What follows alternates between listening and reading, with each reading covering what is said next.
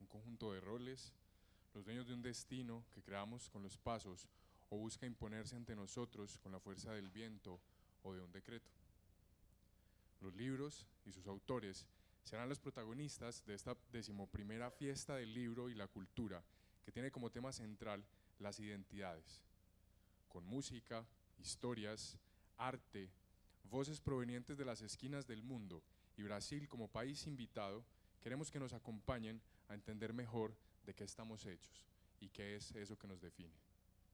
La Alcaldía de Medellín y la Biblioteca Pública Piloto les da la bienvenida a la Fiesta del Libro y la Cultura, un evento de ciudad en el que celebramos la palabra, las artes y la cultura, esperando que su paso por la ciudad de los libros los deje llenos de experiencias, historias, amigos y sueños.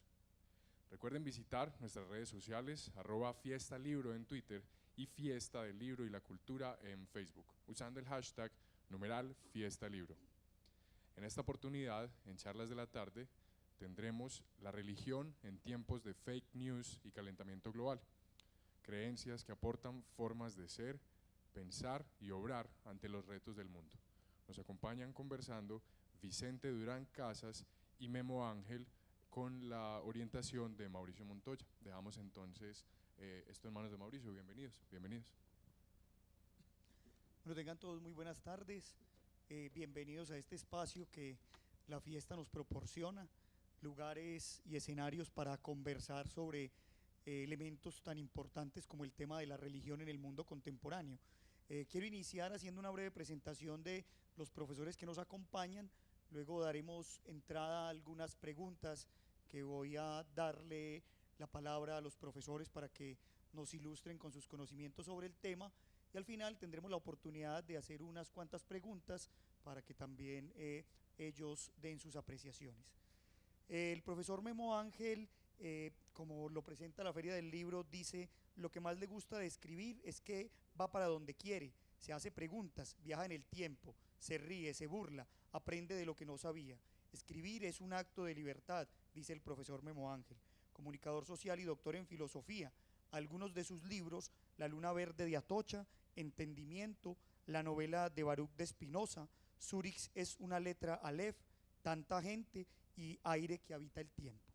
El profesor Vicente Durán Casas, sacerdote jesuita, como dice la presentación de la feria, formado más en universidades que en seminarios, es licenciado en teología y doctor en filosofía. Tiene una columna en el periódico El Tiempo y es un activo tuitero. Así no descreste la tecnología.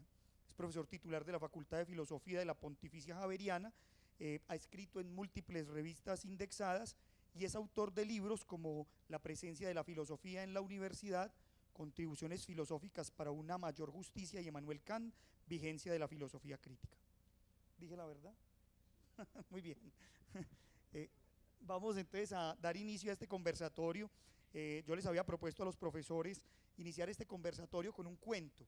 Voy a dar lectura a un cuento del profesor Isaac Asimov, un cuento titulado ¿Cómo ocurrió?, y damos la palabra a los profesores para que este sea el primer elemento provocador y de ahí en adelante seguiremos con algunos cuestionamientos y preguntas. ¿Cómo ocurrió? Isaac Asimov. Mi hermano empezó a dictar en su mejor estilo oratorio, ese que hace que las tribus se queden aleladas ante sus palabras. En el principio, dijo, exactamente hace 15.200 millones de años hubo una gran explosión y el universo, pero yo había dejado de escribir. Hace 15.200 millones de años, le pregunté. Exactamente, dijo, estoy inspirado. No pongo en duda tu inspiración, le dije. Es él menor que yo. Pero le dije nuevamente: ¿vas a contar la historia de la creación a lo largo de un periodo de más de 15.000 millones de años? Es eso lo que tengo que hacer, respondió. Lo tengo todo aquí dentro, dijo palmeándose la frente. Para entonces yo ya había dejado la pluma sobre la mesa. ¿Sabes cuál es el precio del papiro?, le dije. ¿Cómo? Puede ser que esté inspirado, pero he notado con frecuencia que no se preocupa por cosas tan importantes como el precio de papiro. Supongamos que escribes 1.000.000 de años de acontecimientos en cada rollo de papiro. Eso significa que vas a tener que llenar 15.000 rollos. Tendrás que hablar mucho para llenarlos y sabes que de vez en cuando empiezas a tartamudear. Yo tendré que escribir bastante para llenarlos y los dedos se me acabarán cayendo. Además, aunque podamos comprar todo ese papiro y tú tengas la fuerza suficiente para dictarme, ¿quién va a copiar ese trabajo? Mi hermano pensó durante un rato. ¿Crees que deberíamos acortarlo un poco? Mucho, puntualicé, si esperas que llegue a un gran público. ¿Qué te parece entonces 100 años? ¿Qué te parecen 6 días?, le dije. No puedes comprimir la creación en solo 6 días, dijo horrorizado. Ese es todo el papiro del que dispongo, le aseguré. Bien, ¿qué dices? Está bien, y empezó a dictar de nuevo. En el principio, ¿de verdad solo pueden ser 6 días, Aarón? 6 días, Moisés, dije firmemente. Un relato de Isaac Asimov que nos invita un poco a pensar esa relación que desde tiempo atrás ha tenido una gran discusión entre la fe y la razón. Y por eso con este cuento quiero darle la palabra a los profesores para que nos digan este tipo de provocaciones que les generan en un conversatorio que tiene como eje central la religión en el mundo contemporáneo. Profe.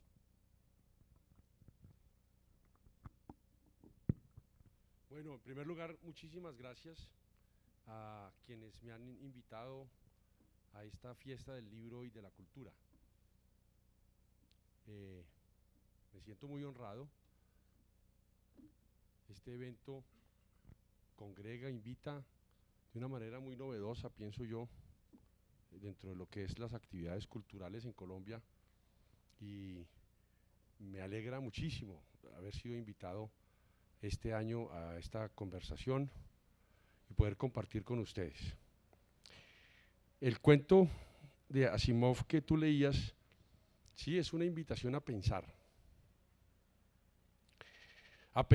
en términos cósmicos, en términos que matemáticamente nos cuesta mucho trabajo integrar dentro de nuestro muy limitado sistema de comprensión de las cantidades. 15.200 millones de años. Uno dice, más o menos, ¿cierto? Más o menos. Lo que pasa es que ese más o menos, sin cualquier variación de 1 millón de años, pues ya es demasiado. Ya es demasiado. Y nosotros que vivimos, seres humanos, que vivimos, hoy en día dicen que se ha extendido las expectativas de vida 80, 90, en países del primer mundo ya es muy común llegar a los 100 años. Nos parece que 100 años es mucho. Y si vemos una persona de 100 años, en estos días ayer estuve con una persona de 97 años y me parecía que era demasiado, yo lo veía tan viejito, y me parecía que era demasiado tiempo. Estamos, las dimensiones se nos salen un poco cuando empezamos a pensar orígenes de lo que somos en últimas, de los átomos que somos.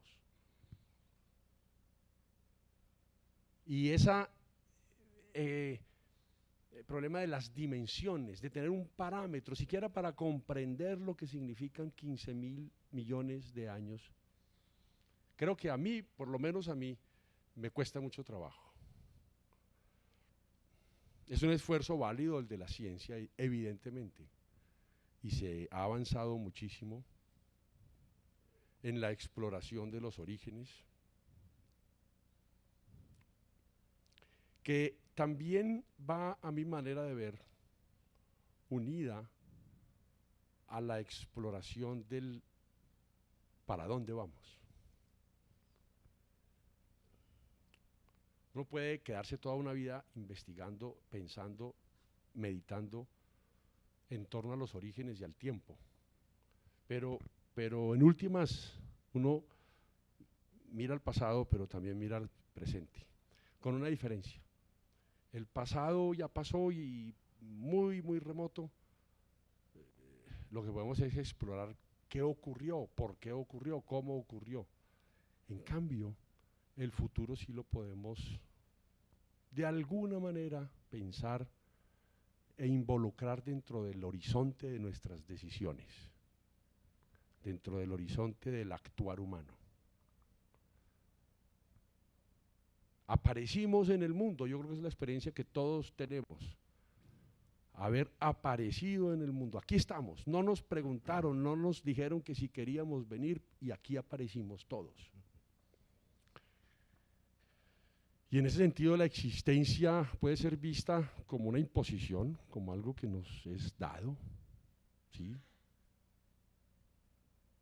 Sin embargo, por eso yo creo la pregunta más importante que mirar para atrás es para dónde vamos, porque tenemos la posibilidad de influir en el futuro. A veces nos creemos demasiado importantes y creemos que con medidas sobre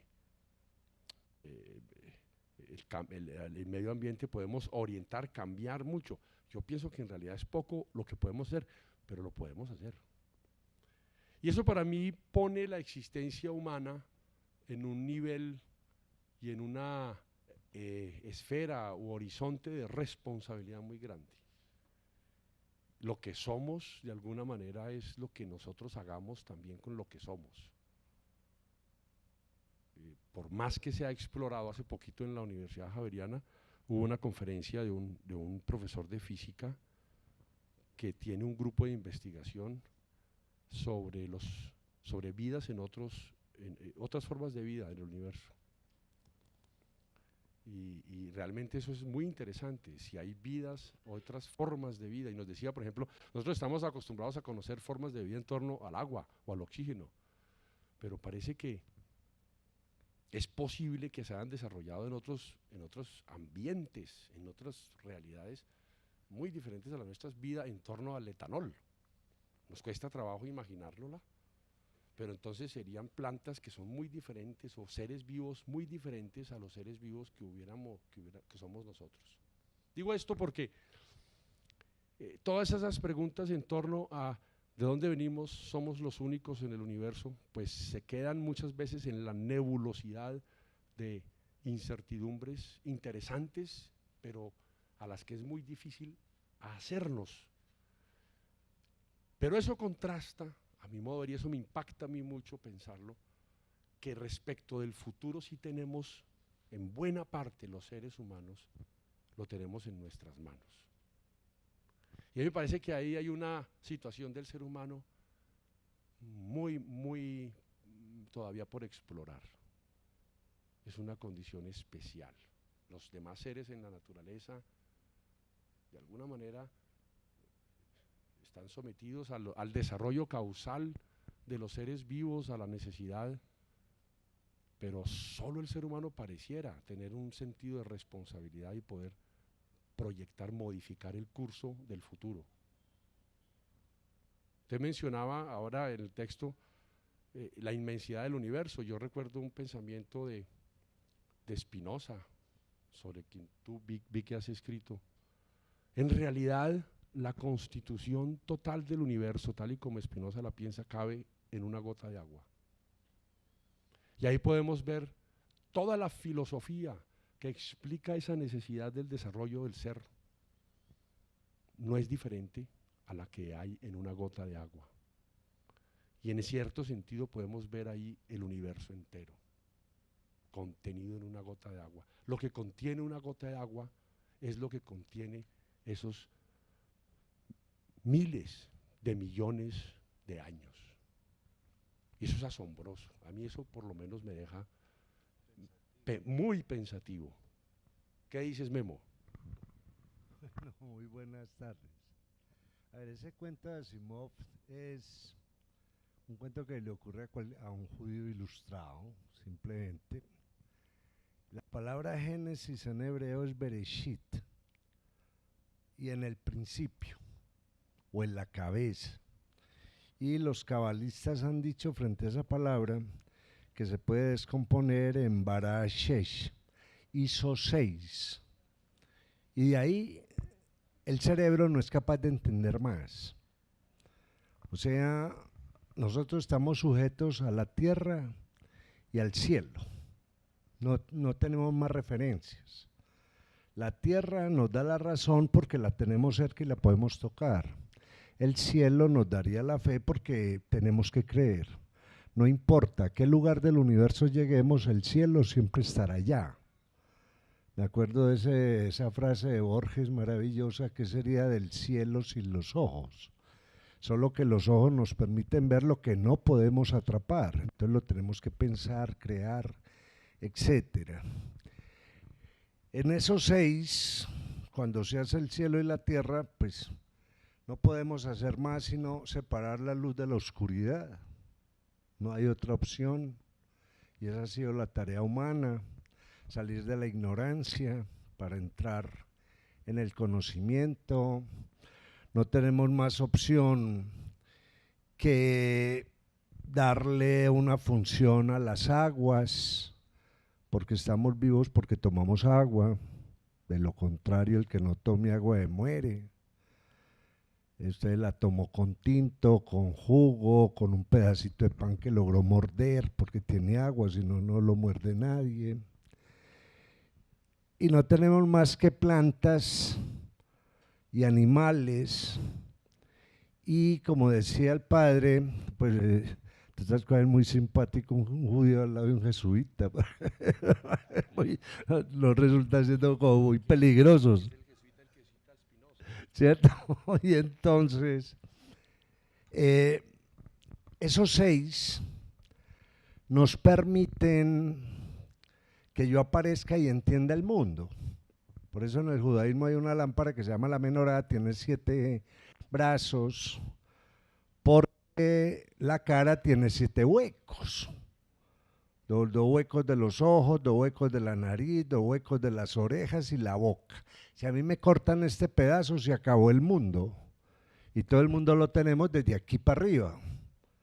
Por eso, pues en el judaísmo se usa la kipá, el papa se pone el solideo, etcétera, porque es de aquí hasta aquí que entendemos el mundo. Y frente a la cifra,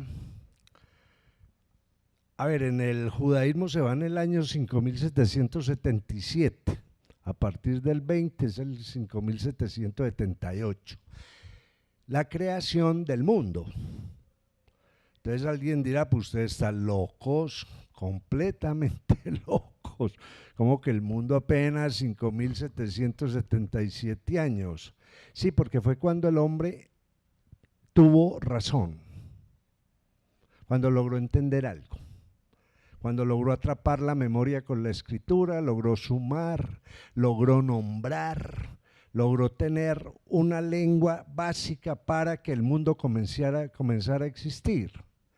Porque si bien es claro que Dios hizo el mundo, fue el hombre el que lo creó, con las palabras. Eso puede ser muy claro, el mundo es un compuesto de lenguaje, y a partir de ahí, si existe la palabra, existe la cosa. Si no existe la palabra, no existe la cosa, que era lo que sostenía Filón de Alejandría. Entonces, que el mundo tenga tantos millones, pues nunca asistimos a ese mundo.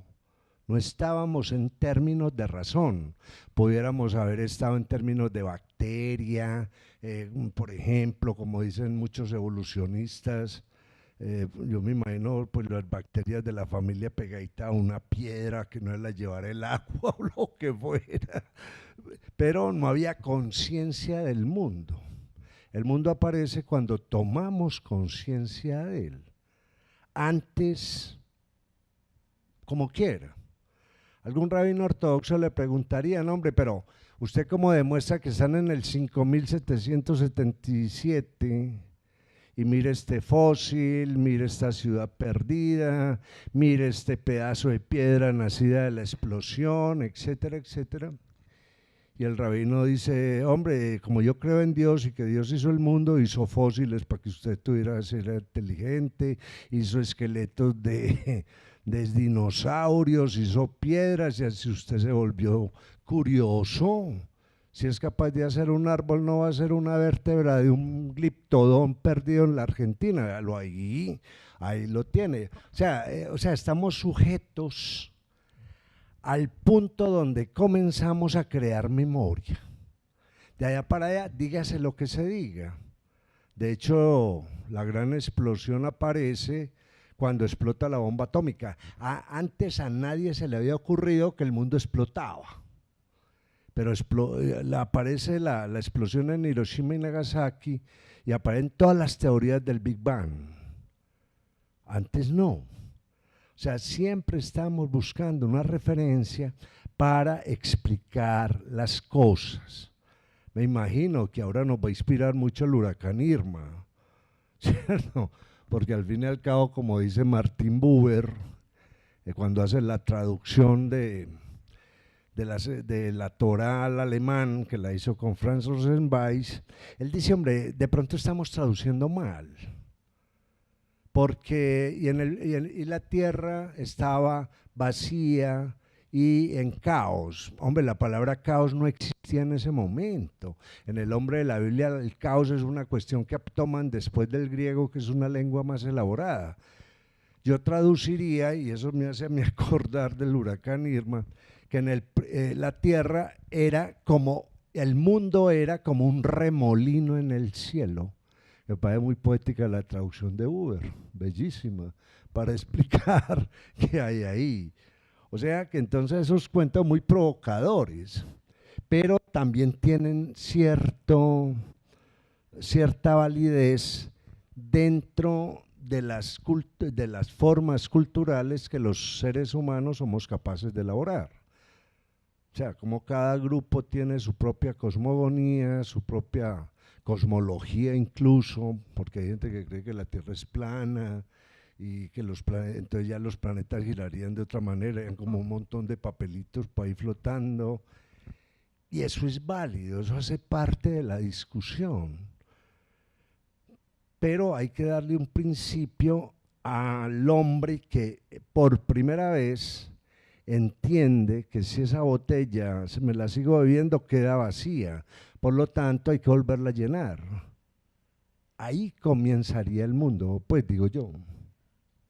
Para tratar de darle un poco de secuencia al conversatorio y desglosar un poco lo que el título propone cuando se habla de la religión en tiempos de fake news, en estos asuntos de hoy de la posverdad, de que ya la verdad no es la verdad, cuando la religión siempre ha estado pensada bajo las concepciones de que es la búsqueda de una realidad última que se considera la verdad. Entonces, ¿cómo podríamos hoy, según la percepción que ustedes tienen, definir la religión en estos tiempos contemporáneos? Si nosotros pensamos antiguamente, algunos podrían definirla criticándola, otros haciendo apología de ella, pero en estos tiempos modernos de calentamiento global y de posverdad, ¿cómo podríamos definir entonces esa religión? A ver, esa es una pregunta que es el centro de esta conversación, la religión en este mundo, pero yo sí creo que lo que hoy en día es la religión es muy distinto a lo que fue la religión hace unos años. Y entre más años, más distinto. Las religiones en los pueblos han tenido diferentes papeles, jugado diferentes roles. No existe, yo creo, un concepto único de religión que se aplique indistintamente a todas las religiones. No creo. En filosofía, me perdonan si hago referencia a esto, pero es lo que yo sé. En filosofía es un problema definir conceptos o realidades como la religión, es un problema muy complicado, como ética o porque son prácticas humanas, política.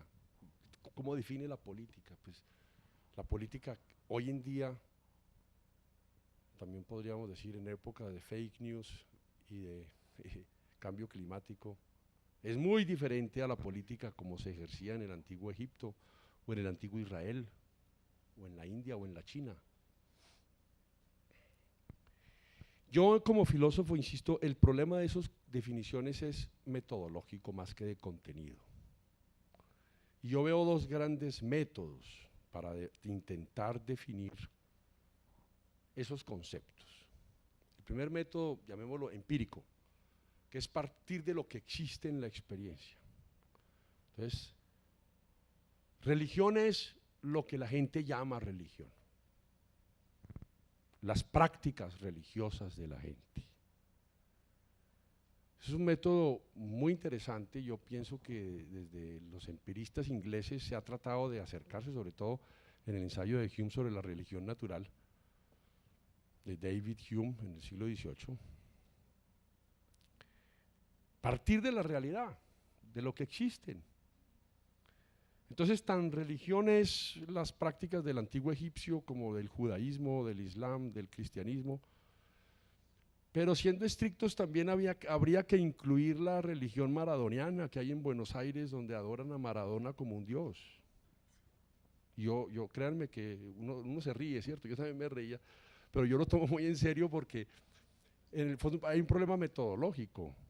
Cuando yo estudié en Alemania había una discusión allá muy grande sobre si la Scientology Church, la cienciología, debía ser reconocida como religión o no. Ellos decían que eran una religión, pero el parlamento, el gobierno decían, pero ¿y cómo sabemos si no tienen un Dios? Una religión sin un Dios ¿es religión? ¿Es religión la religión maradoniana donde veneran la imagen de Dios, la mano de Dios metiendo un gol en un partido de fútbol contra Inglaterra? Y tienen unos ritos. Uno dice, eso debe ser una tomadura de pelo, ¿cierto? Pero vaya, habla con ellos y de pronto no, para ellos es serio. Ese es el problema de unas concepciones de la religión que se acercan a lo que es la religión a partir de lo que hay. Yo le veo a esa metodología muchos límites. Yo me niego a comparar religiones que son instrumentalización del ser humano para otros fines con religiones históricas y ponerlas en el mismo nivel, como el judaísmo, como el islam, como el budismo, a pesar de la discusión interna que hay en el budismo si son o no son una religión, no importa. El cristianismo, religiones históricas, religiones serias, religiones que toman en serio el tema del ser humano, de la espiritualidad, del sentido de la vida. Otra cosa es el Islam, por ejemplo, que instrumentaliza ciertas formas de adoración religiosa para fines políticos, terroristas, que entre otras todas las religiones han caído en eso en algún momento de su historia. El segundo método es el kantiano. Yo soy kantiano. Hice mi tesis de doctorado sobre Kant. Kant dice, no, el problema de esas concepciones, definiciones de esos conceptos es hacerlos desde una perspectiva que llamaríamos normativa. No lo que han sido, sino lo que tiene que ser una religión. Entonces ahí usted se acerca a una concepción de religión en donde usted le impone ciertas condiciones a algo para que sea verdadera religión. No la religión verdadera, porque no se trata de cuál es la verdadera religión, no. Quizás no la haya, ninguna. Pero lo que sí hay es verdaderas religiones de falsas religiones. Yo pienso que el maradonismo es una falsa religión. Y pienso que puede haber falsas religiones al interior de verdaderas religiones, tendencias, sectas, grupos que se apropian de los contenidos religiosos históricos, venerables, respetables, para instrumentalizarlos al servicio de la política, por ejemplo, o al servicio del poder. Y yo pienso que ahí se necesita para hacer eso un criterio normativo de religión. Kant dice un criterio racional. Yo creo que ese es un punto muy importante en el mundo moderno, y es que la razón humana está en condiciones de establecer ciertos requerimientos a la religión. Una religión, por ejemplo, que considera que los demás, los que son miembros de otras religiones, no tienen derecho a existir, yo pienso no es una religión racional. Si sus convicciones religiosas a alguien lo lleva a tener que eliminar a los que son de otras religiones, yo pienso que esa es una concepción de religión que no cabe dentro de mi concepción normativa de religión. Entonces, en el mundo de hoy, vivimos en un mundo, en unas realidades en que, como bien lo dice el título, en donde los fake news nos dicen que cualquier cosa puede ser verdad, así sea mentira. Lo importante es que tenga impacto en las redes. Y así sea mentira, es verdad. Yo creo que la religión dice no, No, hay cosas que no son verdades, que no pueden ser verdad. La instrumentalización del ser humano, la destrucción de la naturaleza, la violencia, la exaltación, la idealización de la violencia como forma de vida. No. Ante eso hay que decir no, eso no está bien, eso no es verdad. Entonces yo sí creo que hay un nivel en que las religiones pueden y deben ser criticadas. Y tienen que pasar, por decirlo de esta forma, un examen que se le hacen a todas las religiones. Cualquier religión tiene que poder convivir con otras religiones. Y una religión que no sea capaz de convivir con otras religiones, creo que no pasa por ese filtro de la razón. Y ejemplos hemos visto en la historia. Durante mucho tiempo, 800 años, cerca de 800 años convivieron en la península ibérica árabes, judíos y cristianos en paz. Y esto no era en virtud de los postulados de la filosofía moderna. Kant estaba lejos de haber aparecido en el mundo. Cuando los cruzados cristianos hicieron la guerra al mundo árabe para recuperar los lugares sagrados, los relatos de las primeras cruzadas muestran que encontraban pueblos, aldeas, ciudades donde convivían pacíficamente cristianos, judíos y musulmanes. Sí es posible que verdaderas religiones vivan en paz. Pero para eso se necesita, evidentemente, eso solo es posible dentro de ciertos límites. En que si bien usted y yo somos de una religión diferente, nos respetamos por Dios. Y eso en el mundo de fake news es difícil. Porque entonces ya cuando no hay diferencia entre verdad y mentira, entre bueno y malo, entre que da lo mismo destruir este planeta que respetarlo y cuidarlo. Si esos postulados se aceptan, la convivencia humana se va a hacer cada día más insoportable de unos con otros. Yo creo en la diferencia de las religiones y creo que el judaísmo, el islam, el budismo son verdaderas religiones, respetables religiones. Lo mismo que el cristianismo. En el cristianismo también se ha dado, como en las demás religiones,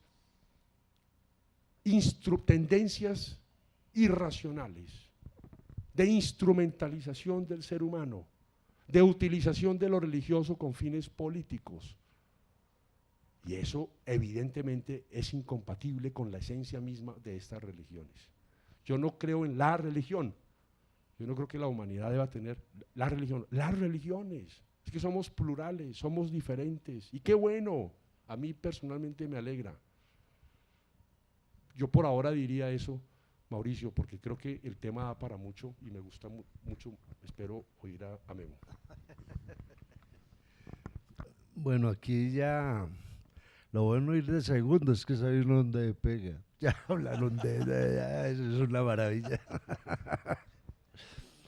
A ver, esto de las religiones es muy interesante. Primero, la religión nace de dar explicación a lo que el hombre no es capaz de dar explicación. Por eso cualquier rabino diría, si hay mundo hay Dios, si no hay mundo no hay Dios. O sea, porque las cosas no se hacen solas. Spinoza sostiene, las religiones se hicieron para ponernos a obedecer. Y eso está bien, es que el hombre es un animal cruel. El hombre es el animal más peligroso que hay sobre la tierra. Entonces nos tienen que domesticar, nos tienen que poner a obedecer, porque de lo contrario nos destruimos. O sea, es el único animal que acaba con su propio hábitat en este momento. Entonces las religiones en sus inicios son elementos de gobierno de la condición del hombre. Lo tenemos que separar de su condición animal. Hay un mandamiento que a mí me encanta que está en el Génesis cuando Dios le dice a Moisés, perdón, a Noé, no comerás carne con sangre. O sea, querido, usted no puede ser un animal. Los animales muerden y quedan con el hocico lleno de sangre, comieron tendones, hueso, carne, piel, pelos. Usted va a tener que separar eso, ya verá cómo se come eso, pero lo va a separar de la condición animal. Entonces las religiones en el principio, ya es donde estoy completamente de acuerdo con usted, hay religiones que se vuelven verdaderas por su tradición histórica, por las preguntas que se están haciendo permanentemente frente a las falsas religiones, que son las que no se hacen preguntas y no caricaturas de las religiones que existen antes, porque es lo que uno ve. Si yo encuentro un miembro del marodonismo, es una caricatura cualquiera de un rito cualquiera, pero no se inventaron nada. Ahora, las antiguas religiones, que son teocracias, se gobierna en nombre de Dios, se gobierna en nombre de lo que nos cuesta entender qué es, pero que se manifiesta. Entonces los sacerdotes, que serían los sabios de ese momento, someten al hombre a través de la idea del rayo, de la idea de la sequía, de la idea de la inundación, de lo que sea, para ponerlo a obedecer. Y lo ponen a obedecer para poder configurar sociedades. Que tengamos en cuenta que el hombre es el único animal que le cuesta vivir en rebaño. Nos matamos en rebaño. Lo que no hay, las vacas, las ovejas, los gusanitos, las arañas, lo hacemos nosotros. Entonces, el mundo, cuando aparece la religión, lo primero que hace es establecer unos rituales para que usted no sea un animal y pertenezca a un grupo que le va a dar identidad. Y en ese sentido todas las antiguas religiones se parecen. El que nace tendrá un nombre, porque los animales no tienen nombre. Claro que hoy en día encuentro unos perros que se llaman Pablo, Rubén, ¿cierto? Cosas por el estilo, pero, ¿cierto? Eso a los animales hay que poner nombres de animales, ¿cierto? Manchitas, Pelito, lo que sea, pero le ponen unos nombres completamente horribles. Le va a llevar a un mundo donde dice, ¿ustedes están de acuerdo con lo que nosotros creemos o no? Por eso ustedes, muchos llevan la primera comunión o el bar mitzvah o lo que haya sido, porque usted va a ser miembro de una comunidad y se va a casar para darle hijos a esa comunidad y tendrá unos directores que le dirán, ¿usted qué es lo que cree? Y finalmente, a su memoria, le haremos el honor de perpetuarla. Eso es una creación de la religión, de cualquier religión organizada, que buscó que el hombre se diferenciara en lo posible del animal y que lograra construir esa comunidad que nos da trabajo construir. Ahora, todas las religiones occidentales, al menos la judeocristiana, plantea unos principios éticos fundamentales para que usted no tenga miedo. Esos 10 principios son los mandamientos. Es que el que cumple los mandamientos, ¿qué miedo va a tener? Vamos a creer en un solo Dios que no sabemos cómo se llama ni quién es, o sea que no peleamos por él. A Dios no lo podemos traer acá a que aparezca en un juicio en nombre suyo, por lo tanto no comprometa a Dios con juramentos ni cosas porque Él no viene aquí, no lo podemos usar en términos de testigo. Usted tiene que descansar una vez a la semana o si no se va a enloquecer, querido, que es lo que nos está pasando ahora, ¿cierto?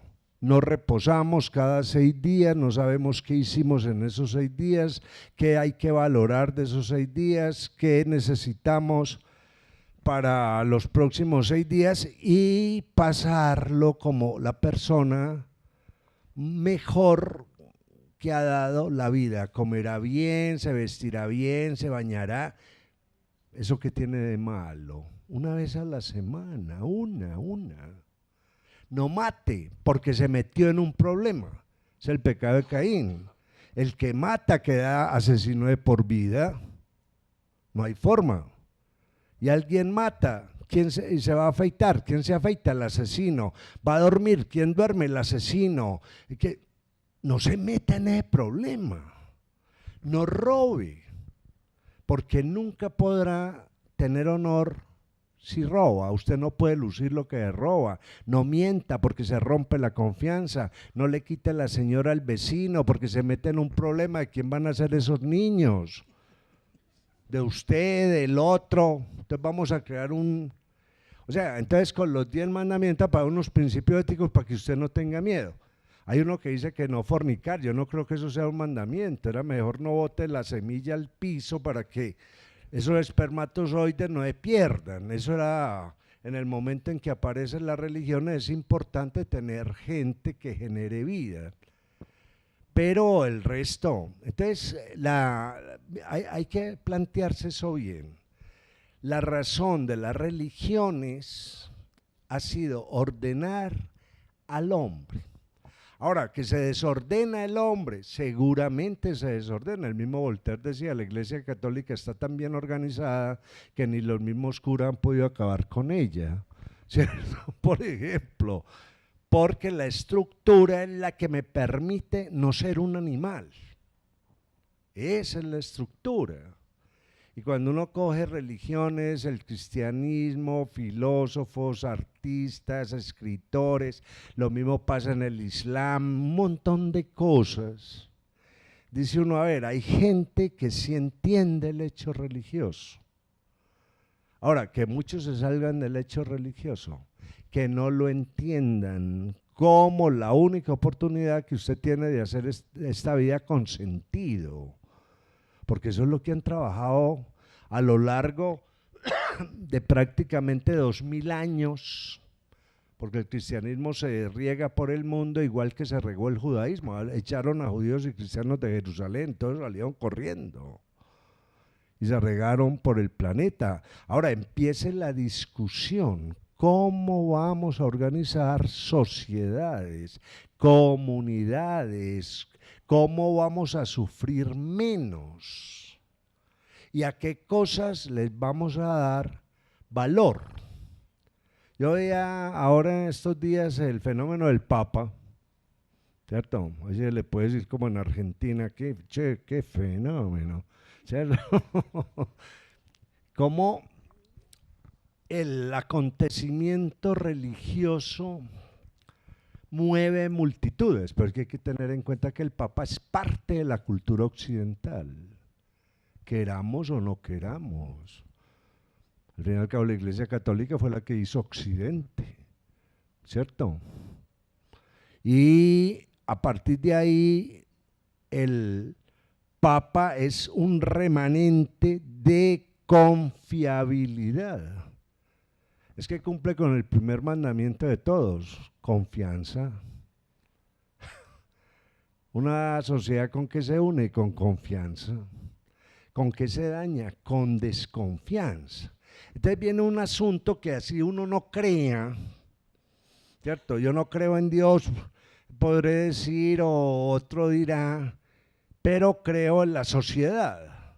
Creo en los principios de no ser animal. Creo en principios morales porque quiero no tener miedo mientras esté vivo. En el mismo judaísmo hay un grupo que son los judíos estructuralistas que son ateos, pero todos llevan a cabo los rituales. ¿Para qué? Para que la historia continúe, porque la historia tiene que tener referencias. Sin referencias desaparecemos. Entonces ahí viene una cosa que sería muy interesante, y es todos los grupos religiosos serios, trabajadores, que se han pensado, que se han discutido, por más errores que todas las religiones cometen. En un momento dado, al fin y al cabo, el hombre es un animal emocional, ese es un problema.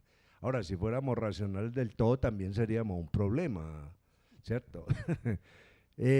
Todas se desbordan pero de todas maneras la esencia, los fundamentos son necesarios para que nos controlen, porque somos animales crueles. Es el único animal que se mata con él mismo. Y las víboras venenosas y enfermas se atacan a ellas mismas. Nosotros sí. Por eso lo que decía Spinoza es si nos ponen a obedecer, pero es que nos tienen que poner a obedecer. No somos lo suficientemente inteligentes para convivir. Ya nos tienen que poner a obedecer. Bueno, en ese orden de ideas que se hace muy interesante la conversación, yo quiero plantear aquí el escenario, bueno, de quienes hacen parte de la religión, es decir, los individuos como tal, quienes participan, y ahí colocar como este escenario que me parece bastante interesante, y es que en el mundo contemporáneo uno podría encontrar como tres tipos de fenómenos, ¿no? Uno, que es un fenómeno muy fuerte que está en el mundo contemporáneo, que tiene que ver con los fundamentalismos, ¿no? Muchos que deciden volver a los elementos ortodoxos y, como el profesor muy bien decía ahora, incluso llegar hasta el fundamentalismo o el extremismo. Ese es uno. Otro que ya el profesor Memo lo plantea, que es el asunto de quienes profesan por miedo, ¿no? Aquellos que temen a la última realidad y que no saben frente a eso que hay. Pero hay un tercer fenómeno que incluso es bastante particular, y lo menciono porque este año pues seremos también testigos presenciales en Medellín de la presencia de una de las personas que más defiende el asunto, el ateísmo, ¿no? Hoy tenemos figuras como Michel Onfray, ¿no? Con todos sus trabajos sobre el ateísmo, y el propio Richard Dawkins, quien viene el mes de diciembre a Medellín, y que han sido considerados abanderados de ese modelo, y que ya incluso hoy muchos los ven como una nueva religión. ¿Cómo podemos hoy analizar esos tres paradigmas de individuos que se enfrentan a esa realidad, cuando la misma presentación del conversatorio habla de que esos seres humanos se enfrentan al ser, pensar, obrar dentro de los fenómenos o fuera de ellos? Sí, cuando a mí me invitaron a esta conversación yo pensé, uy, eso vamos a acabar hablando del Papa, porque se fue ayer, es que se fue ayer. Entonces, y dije, no se trata de hablar del Papa, pero es inevitable, no porque yo no quiera al Papa, yo, por Dios, como jesuita, lo siento más cercano que nunca.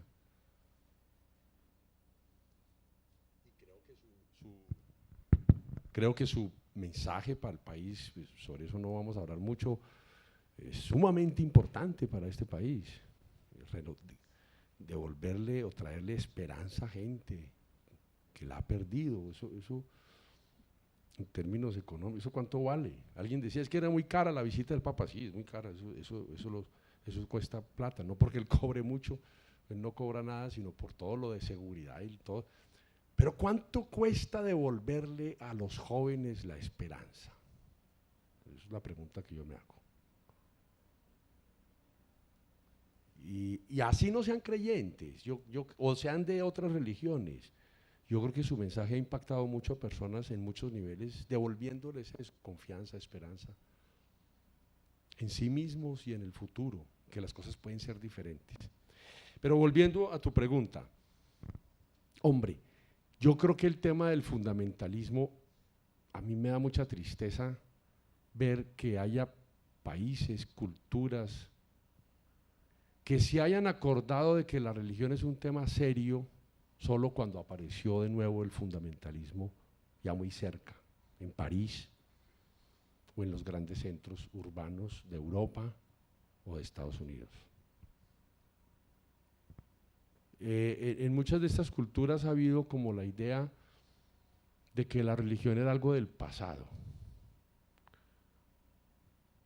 Eso es típico de ciertos enfoques de la modernidad, sobre todo en el siglo XIX, con una creencia en el progreso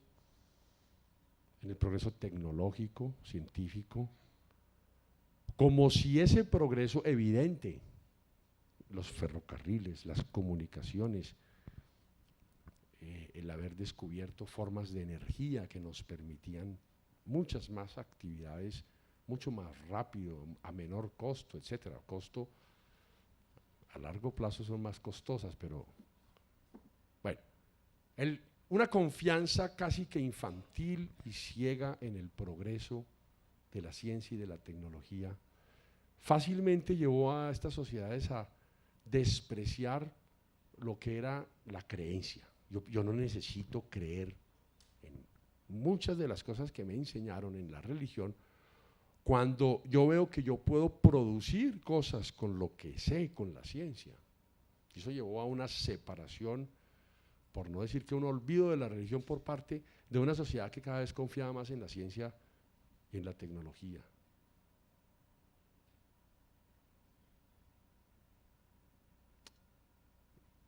Yo creo que el terrorismo en cierta forma, y el fundamentalismo, más que el terrorismo, el fundamentalismo, es un poco la reacción a eso. Todos sabemos que Europa se ha llenado de población procedente de países islámicos del norte de África o de Asia, del Medio Oriente, y ellos felices, los europeos, con su desarrollo tecnológico, consideraban a estas personas muy religiosas como la religión como algo, como decía Freud, como una regresión infantil, como una regresión a la infancia de la humanidad, como si la religión fuera algo que va contra la inteligencia del desarrollo y de la tecnología, como si la religión, por ser religiosos, nos impidiera ser racionales, científicos, inteligentes. Y ahí se dividió mucho la sociedad y estamos pagando las consecuencias de eso. Evidentemente es una sociedad moderna en donde la libertad es muy importante, en donde ya no basta con una religión que me imponen o que en la familia me la dan ya hecha y yo no tengo sino que aceptarla, sino que el hombre toma distancia y dice, un momentico, yo ya soy capaz de elegir y de pensar cómo creer, qué creer.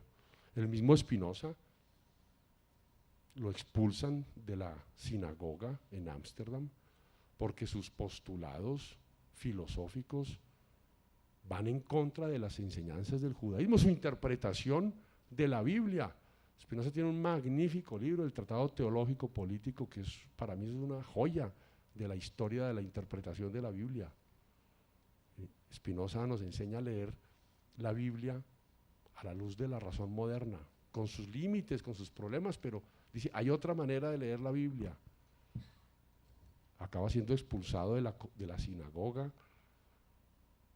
tampoco es cristiano, él no sabe qué es. Él lo que sabe es que se hace preguntas.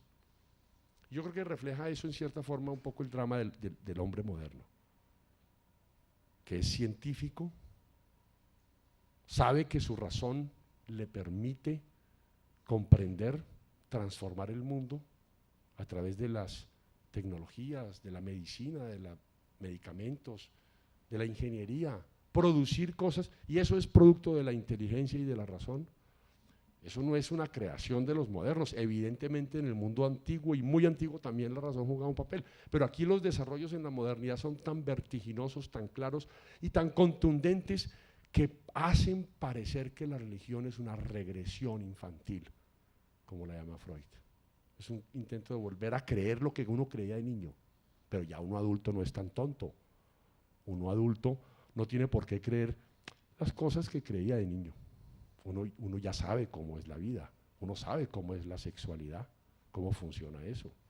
Uno sabe cómo funcionan las leyes de la naturaleza, cómo funciona el cerebro, las afecciones, los impulsos.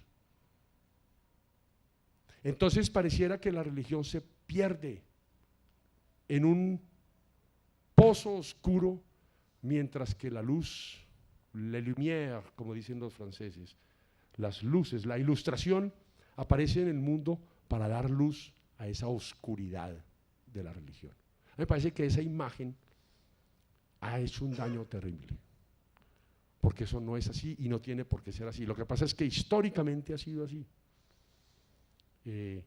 Hoy en día sabemos que la religión para nada se opone a la ciencia, y ahí entra un conflicto de lo que mencionaba Memo, cómo interpretar los descubrimientos científicos sobre el origen de la vida con relatos bíblicos o relatos religiosos sobre el origen del mundo. ¿Son compatibles o no? Desde el punto de vista cristiano y específicamente católico, yo digo, sí son compatibles.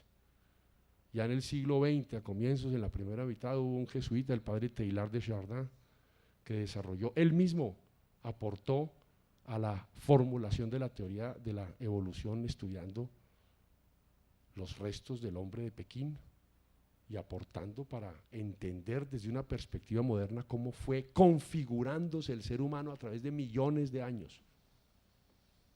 No miles, como se supone que es según el Antiguo Testamento, sino millones. Y eso no va para nada en contra del concepto de creación. El hecho de que Dios haya, el mensaje, insistimos en la teología que yo estudié en la Universidad Javeriana, se nos insistía muchísimo en eso y eso era casi que evidente. El contenido de la revelación en el punto de vista de la creación no se trata de una teoría científica sobre el origen del mundo, es una teoría sobre el sentido de la existencia. Todo procede de Dios, toda realidad procede de Dios, que no la creó en 7 días, en 6 días, evidentemente que no la creó en 6 días. La teoría de la evolución desde el punto de vista científico es incompatible con una teoría evolucionista, con una teoría creacionista en 6 días. Y en eso las teologías se esfuerzan por interpretar, por dar contenido a esos textos sagrados. Volvamos al tema del mundo de hoy. Yo me encuentro con jóvenes en la universidad que ya menos, pero sí hubo una generación que le costó mucho. O ciencia o fe. No, señor, ambas. Ambas tienen sentido, ambas tienen su lugar, ambas tienen sus límites, ambas tienen sus posibilidades, su aporte a la vida humana. Por más que la ciencia investigue y haga un esfuerzo loable y ojalá se hicieran más por comprender los orígenes del mundo, siempre llegará a un límite.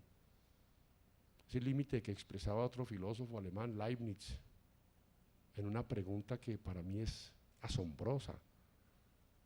¿Por qué existe algo y no más bien nada? Se preguntaba Leibniz, el gran físico que desarrolló el cálculo infinitesimal simultáneamente con Newton. ¿Por qué existe algo y no más bien nada? Esa es una pregunta que siempre cualquier desarrollo científico se va a golpear como frente a una pared. La ciencia tiene unas posibilidades muy grandes de explicar el mundo. Kant dice, pero esas posibilidades son a su vez sus límites. Y hay preguntas que la razón se da contra la cabeza, contra el muro, cuando trata de responderlas. Ha tratado de demostrar la existencia de Dios y no puede demostrar la existencia de Dios. La existencia de Dios no se deja demostrar. ¿Qué tal que uno pudiera demostrar la existencia de Dios por Dios? ¿Qué tal que uno pudiera decir, mire, aquí está Dios, y mostrarlo o algo así? Evidentemente que el no poder demostrar la existencia de Dios es un problema que hace referencia a nosotros, no a Dios. Y la humanidad moderna ha tratado de, como Dios no es posible de ser demostrado, entonces no vale la pena creer en Él. Con lo cual se desvía mucho. En el contexto nuestro cultural, y a un día de haberse ido el Papa Francisco de Colombia, uno sí tiene que decir que también hay que leer esta historia a la luz de nuestra historia regional o como país. Colombia ha sido un país tremendamente, altamente católico, uno de los más católicos de América Latina, y Medellín más que nunca. La celebración que tuvo el Papa aquí en Medellín, en la Macarena, con curas y monjas y sus familias, es porque esta ha sido la región que más curas y monjas le ha aportado al país. Si yo dijera aquí, levanten la mano los que tienen un pariente cura o monja, yo creo que la mayoría lo levantaría.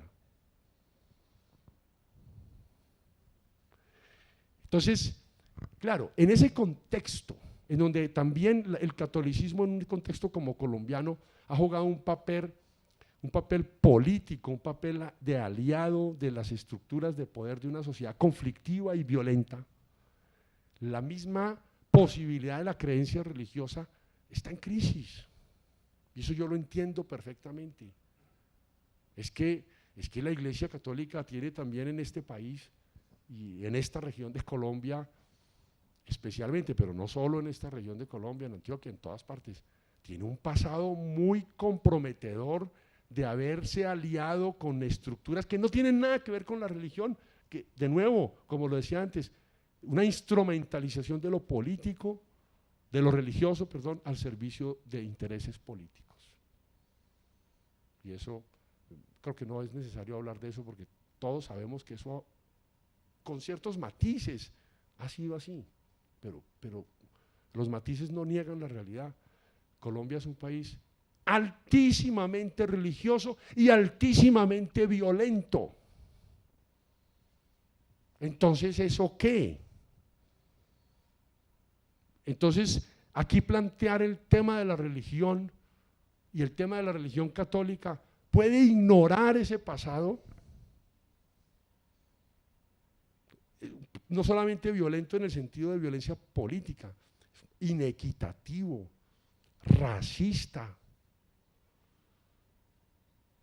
desentendido de poblaciones, de regiones enteras, el Chocó que está aquí tan cerca, zonas enteras donde la población, eso no, por Dios. Entonces, en ese contexto, hablar de Dios y hablar de religión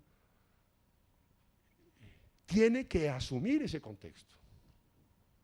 Yo, si me permiten, qué pena, me estoy extendiendo mucho, pero ya que usted habló, Memo, del Papa Francisco, yo creo que si el Papa Francisco impactó mucho a la sociedad colombiana es porque se atrevió a sugerir esos temas. Que, repito, no son para los católicos, evidentemente a los que somos católicos nos impactan mucho porque es el jefe nuestro, es cabeza de nuestra iglesia, pero es que nadie puede cerrar los ojos, perdónenme, a las inequidades de este país. Yo estaba en Cartagena ayer, cuando uno sabe lo que ha sido la situación de la población afrodescendiente en Cartagena y en el sur también, en Cali, etcétera, en Antioquia, en Chocó, pero queremos un país en que haya religión, pero esas realidades históricas como que no se toquen, que eso quede igualitico. No, replantear la religión en estos contextos históricos supone unas exigencias y tocar unas heridas que duelen. ¿Qué se diga de los casos de pedofilia en la Iglesia Católica? Por Dios, la mayor vergüenza que pueda tener una comunidad religiosa en el mundo la hemos vivido en la Iglesia Católica en los últimos años con los casos de curas que han abusado de niños y niñas y de obispos que los han protegido o escondido o callado. Eso es una vergüenza histórica. Y solemos entonces confundir la religión como con eso, ¿no? Para terminar, yo creo que en esta sociedad en que vivimos, a mí me gusta la interpelación, la religión en una sociedad, en este contexto de fake news y de cambio climático, y yo diría, y de muchas otras cosas, la religión tiene que volver a encontrar un lugar auténtico, verdadero, creíble. Y yo creo que pues eso para los que creemos en eso es un desafío muy grande. Bueno, a ver, para desglosar como la pregunta que hizo Mauricio, yo creo que lo primero que tenemos que aclarar es qué quiere decir fundamentalismo, qué quiere decir radicalismo y qué quiere decir fanatismo. O sea, es que los fundamentos necesarios, si usted no tiene fundamento, entonces ¿cómo se mueve? Para prender un carro le tengo que meter la llave o tener un aparatico. Esta mañana cuando usted se amarró los zapatos, cumplió con unos fundamentos, que los fundamentos no son para asustar, el fundamento son las raíces de conocimiento que yo tengo de algo. Maimónides era muy claro con eso, muévase tranquilo por el mundo si usted tiene fundamentos, o sea, si tiene los elementos necesarios para convivir con los demás y con usted mismo. Y ahí viene también la famosa palabra radical, el que tiene raíces, nadie más fundamentalista que un físico, o si no, no entiende el mundo. Se tiene que pegar de unos fundamentos muy claros. Y en filosofía, si uno no tiene raíces, no es capaz de desarrollar una forma de pensar. Ahora, pero aparece el fanático. Aparece el fanático, que es tremendamente peligroso. Porque el fanático simplemente es una persona enferma que no puede resistir la confrontación, y al no poder resistir la confrontación, busca anular al otro, acabarlo, quemarlo, perseguirlo. El primer libro de la Biblia siempre ha parecido maravilloso porque es sobre la tierra. Todo el Berechit, el Génesis, es sobre lo físico, es la fisis. Dios se enoja, hay diluvios, un hermano mata a otro, hasta que las sociedades se van configurando, pero es que nosotros primero tenemos que tener claro lo de la tierra. Vea, ahora que venía el Papa, como yo tengo un programa de radio, la emisora nos dijeron, Memo, ¿por qué no hace un programa sobre el Papa? Y le dije, pues sí, yo me le mido, ¿por qué no? Y me leí Laudato Si.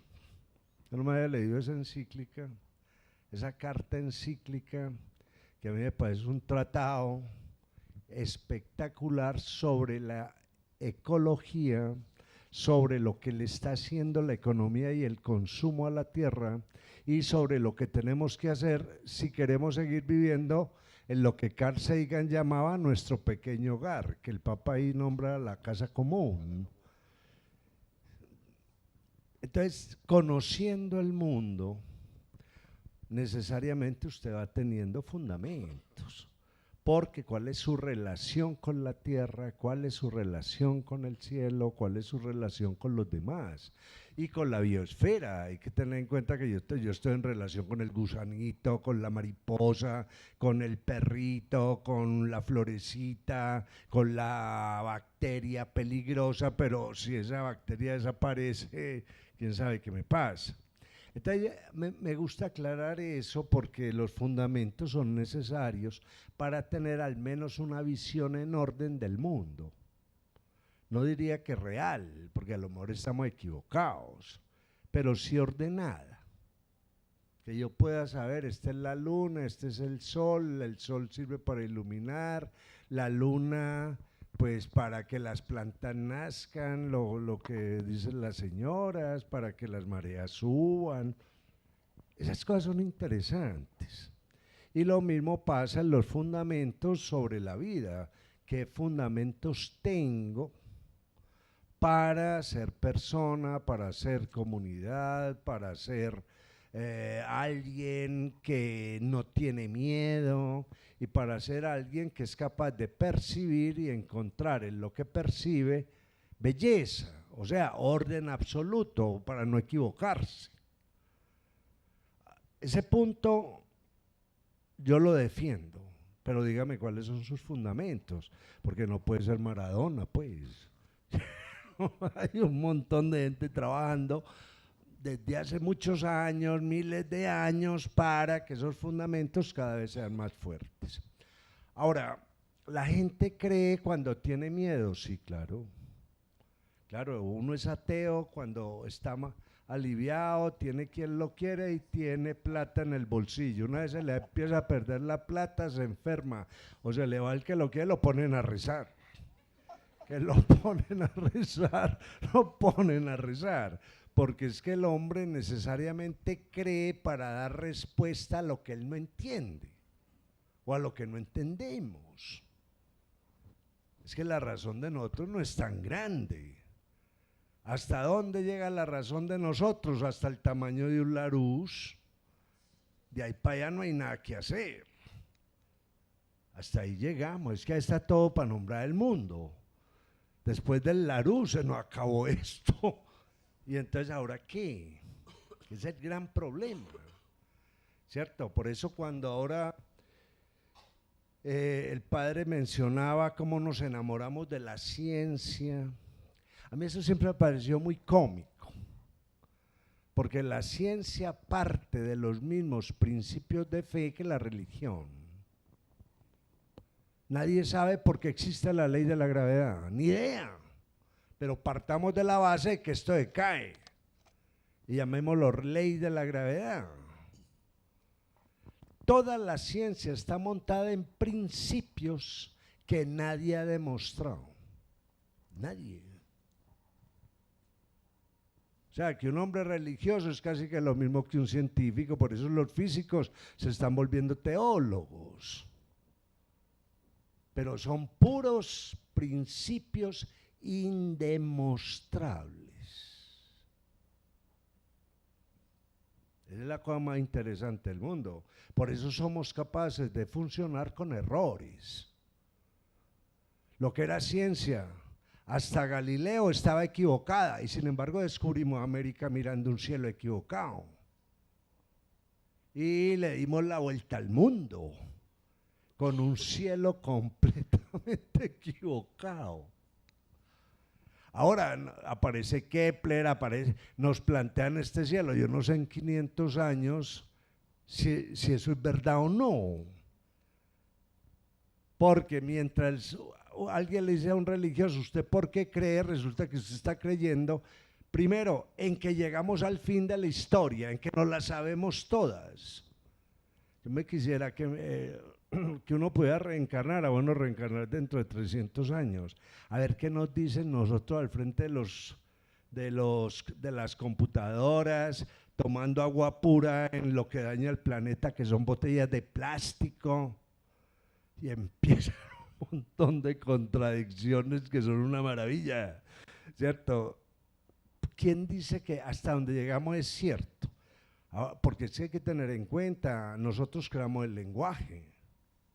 Un extraterrestre que venga acá no entenderá los códigos nuestros. Que eso se llame a la derecha, ocaso, 2 más 2 son 4, la fórmula del... Eso no lo va a entender, es que eso no lo inventamos nosotros.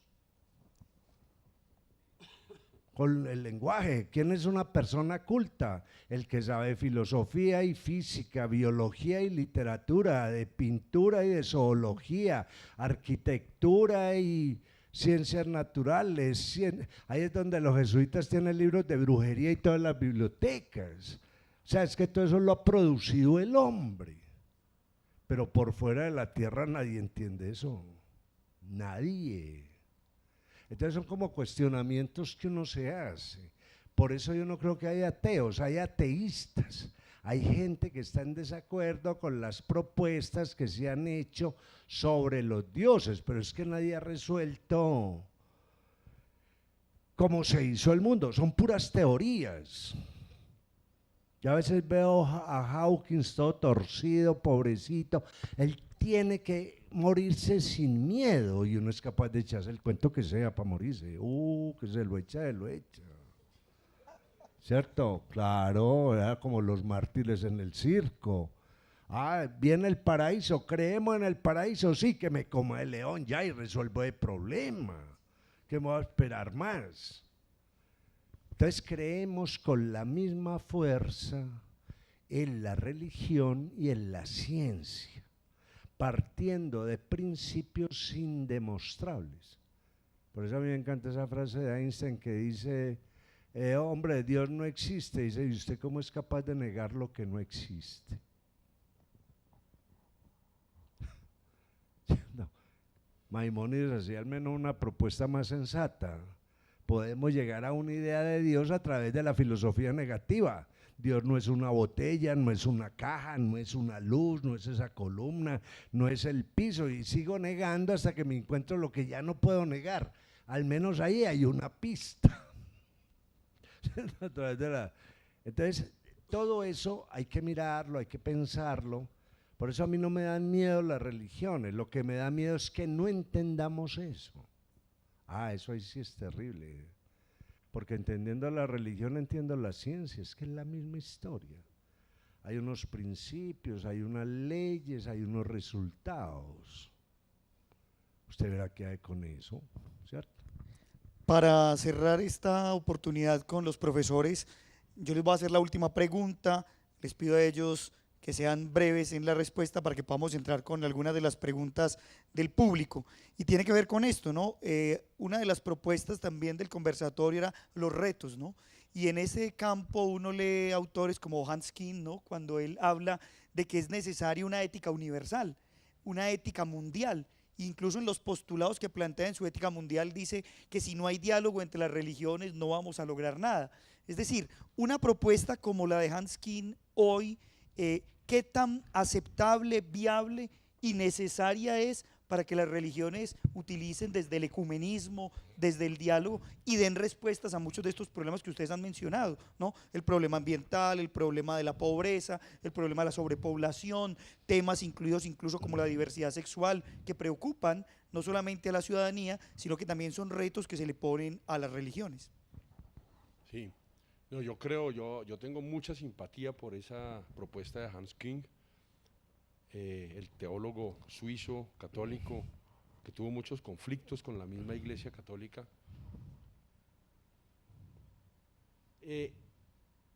Una ética mundial, una ética que podamos compartir las diversas religiones, incluso los que no tienen ninguna religión. Esa idea cuenta conmigo con una gran simpatía de mi parte. Sin embargo, yo creo que, atendiendo a lo que decía Memo, eso no puede llevar a que las religiones se diluyan su identidad en una ética universal. Hay que tener mucho cuidado. Yo creo que es muy importante que el judío siga siendo judío, profundamente judío, y el cristiano profundamente cristiano. Yo creo que en todas esas religiones hay una riqueza de la humanidad. Y la propuesta de una ética mundial, si bien tiene un valor civilizador, de convivencia, y de gran valor en el mundo de hoy. Por ejemplo, yo sé que los líderes religiosos mundiales están de acuerdo en eso. Todos. El problema no es tanto los líderes, sino ciertos movimientos fundamentalistas, aunque a mí la palabra tampoco es que me guste mucho, en la base o tendencias, etcétera, que tratan de acomodar la religión a sus propios propósitos. Pero cuidado, yo no quedaría contento con una ética mundial en que de nuevo se perdieran las raíces profundas de tradiciones tan antiguas como el budismo, por ejemplo. El budismo es una tradición religiosa muy antigua, muy valiosa para la humanidad, tremendamente valiosa. Los cristianos, desgraciadamente, hemos creído que poco tenemos que aprender de otras religiones. Del judaísmo aprendimos mucho, es que yo prefiero hablar del judeocristianismo, porque es que al fin y al cabo compartimos a nuestro padre Abraham, incluso con el Islam, compartimos nuestro padre Abraham como padre en la fe. El hinduismo, sin embargo, el budismo es una religión muy diferente. Y por ser tan diferente, es tan valiosa. Y hemos creído que no podemos aprender nada. Yo les digo que eso no es así. Hay formas de espiritualidad budista que perfectamente pueden ser integradas dentro de una espiritualidad católica, de meditación. Yo conozco jesuitas que trabajan y se forman como monjes en escuelas budistas de oración para establecer ese diálogo interreligioso. Es muy importante que no se pierda en la ética mundial, porque las religiones todas tienen una entraña ética muy grande, pero las religiones son más que ética, es espiritualidad, son símbolos, tradiciones, lenguajes, arte, y eso no se puede perder. El arte islámico, judío, cristiano, son fantásticos, por Dios. Eso hay que seguirlo cultivando porque detrás de eso hay una búsqueda de Dios a través del arte y de la cultura muy auténtica, muy valiosa, no solo para su respectiva religión, sino para toda la humanidad. A ver, frente a esa pregunta, y estoy completamente de acuerdo con el padre, en un libro que se llama el Talmud dice que al mundo lo sostienen 36 justos de todas las naciones. ¿Y por qué lo sostienen? Porque están de acuerdo en que estar vivo es bueno. Entonces, a partir de ahí, la propuesta de una ética mundial es el aprendizaje el uno del otro. Yo siempre manejaba una frase de Buda que me encanta: todo dolor proviene del error. Eso lo tengo yo tremendamente claro. Si la embarro, después me tengo que arrepentir. Entonces viene un asunto, el mismo Spinoza lo decía, dos que saben lo mismo no se aportan nada, por lo tanto uno de los dos sobra. Dos que sean diferentes se están aportando todo el rato. Por eso cada grupo tiene sus propias identidades, sus propias manifestaciones rituales, sus propias concepciones del mundo, que se puede llegar a un acuerdo en ellas. Los rabinos dicen, de dos verdades la mejor es la tercera. Si el Padre me empieza a hablar de Dios, yo lo oigo. Luego yo hablo lo que sé de Dios, Él me oye. Si sumamos lo que Él dice más lo que yo digo, sale una tercera verdad enriquecida. Y así es como hemos construido el mundo.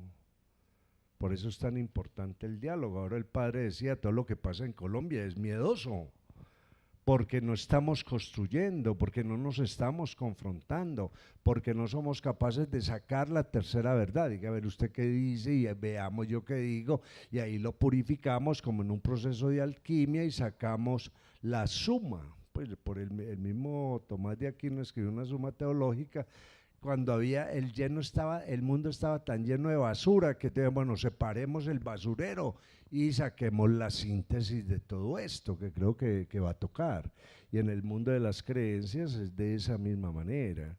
Entonces, que hay una ética mundial parte de que estar vivo es lo que nos está pasando. Al iniciar esta charla, el padre decía, todos estamos aquí, nadie escogió haber nacido, aquí llegamos, nadie escoge dónde nacen, qué cultura, quiénes van a ser sus padres, ni idea. El hecho es que aquí estamos, y como aquí estamos, ¿cómo vamos a vivir bien? Y vivir bien es no tener miedo, eso es así de simple. En un momento dado yo vivo mejor que Ardila Lule porque tengo menos miedo que él. Bueno, vamos a dar la posibilidad de que las personas puedan intervenir. Les pedimos el favor de que la pregunta sea muy puntual, si va dirigida a alguno de los dos profesores o a ambos, que sean muy concretos, y si es un comentario, también que sea muy puntual para que podamos tener la oportunidad. Uno por aquí, dos. No tenemos tiempo, ni siquiera una. Una protesta. Sí, una entonces aquí para que, qué pena, es que como han dicho que era hasta las 45. Sí, dale. A las 7. Sí, claro. Ok, entonces, primero que todo, muchas gracias y muchas gracias a toda la audiencia. Yo quisiera compartir con ustedes, es más bien un comentario, entonces no es una pregunta, compartir un par de cosas que me han impactado mucho. Y antes de hacerlo les digo, yo nací aquí en Colombia, pero a los 8 años nos fuimos de acá, mi familia y yo, y desde ese entonces vivo en Estados Unidos. Y lo digo porque me sirve para compartir con ustedes las dos cosas que me impactaron mucho. Primero, la visita del Papa y cuánto enfatizó la cuestión ecológica y la cuestión de la desigualdad y del respeto a la mujer, que para mí son tres cosas que van juntas y que hay que pensarlas dentro del contexto de estas cosas del calentamiento global y de fake news. Por otro lado, fake news en inglés quiere decir noticias falsas, y no nos podemos olvidar que eso viene de Trump. Eso no tiene ni un año de uso en el vocabulario público. Fake news. No han pasado un solo año desde que este tipo empezó a regir sobre ese país, que ya entonces adoptamos esta cosa. Ok, la segunda cosa es que ahora entro en los moles, que antes eran centros comerciales, y es indistinguible a los moles de Estados Unidos. Y me parece a mí que dentro de este contexto de la fe y de en qué podemos creer y cómo devolverle a la juventud la esperanza, me parece a mí que nos está faltando un poco de imaginación, ¿ya? Es decir, adoptamos patrones de conducta demasiado fácilmente extranjeras. Y si bien Colombia es un país violento, de cierta manera mucho más lo es Estados Unidos. Aquí nos hemos matado 260.000 colombianos en los últimos 60 años, pero hace 15 años ya empezó una guerra en el Medio Oriente que ya lleva 6 millones de personas muertas, ¿ya? Y eso tiene que ver con esa inmigración a Europa, eso tiene que ver con esos conflictos que hoy en día se están reventando.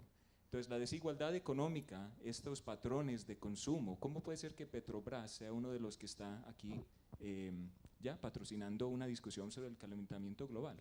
Entonces, digo, como para terminar, que, hombre, ¿qué tal si a la imaginación le damos un poco más de espacio para que no nos sintamos tan encarcelados por estas cosas, ¿sí? Gracias. Muchas gracias. De algo, las fake news aparecieron en Grecia con Solón, las siguió Julio César, las hizo enormes Napoleón y ahora al pobre Trump le están cargando la vara. Les agradecemos a todos, les damos Parte de un la fuerte aplauso a los tradición del ponentes. Muchas gracias. Profe, muchas gracias. Muy bacano, muy interesante. Profe.